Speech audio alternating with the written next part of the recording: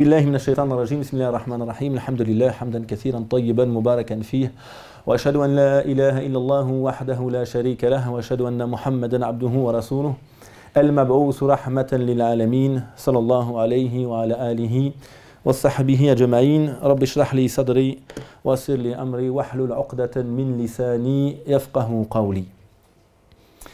Puisse Dieu bénir finalement cette assemblée, nous permettre modestement de les uns et les autres nous rapprocher de lui par ces éléments, puisque l'objectif finalement de la religion, il est un, c'est nous relier à Dieu.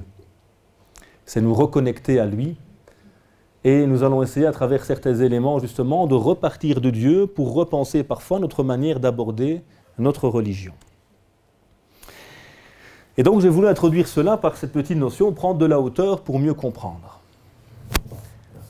L'islam est un océan de bonheur, de miséricorde, mais comme tout océan, lorsque je l'aborde, la première chose que je fais, c'est me dire qu'est-ce qu'un océan?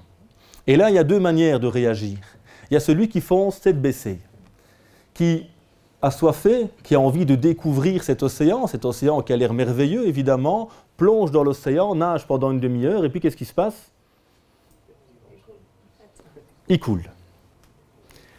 Absorbé par cet amour, par cette ambition, cette volonté de tout découvrir directement, il n'a pas pris le temps de déchiffrer, d'analyser qu'est-ce que réellement cet océan. Quelle est sa grandeur et la distance qui me sépare de l'autre rive, par exemple. Comment faire pour traverser?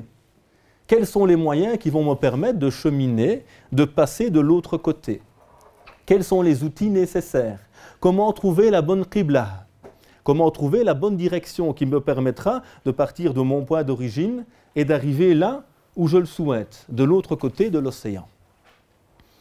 Et donc très souvent, c'est ce qui nous fait défaut. Nous sommes mus par l'amour, par la volonté de pratiquer l'islam, mais on n'a pas souvent pris le temps de réfléchir sur qu'est-ce que réellement l'islam? Qu'est-ce que ce message? Comment on fait vraiment pour traverser, pour cheminer? Et donc c'est pour ça que je mettais en avant cette notion, prendre un peu d'auteur, comme a fait le prophète, alayhi salatu wassalam. Le messager, avant de recevoir le message, qu'est-ce qu'il y a? Deux éléments fondamentaux. D'abord, une quête de vérité, une soif d'apprendre, qui le fait remettre en question pas mal de choses qui se trouvaient, qui étaient présentes dans sa société. Et puis une volonté donc de méditer. Qu'est-ce qu'il fait à ce moment-là?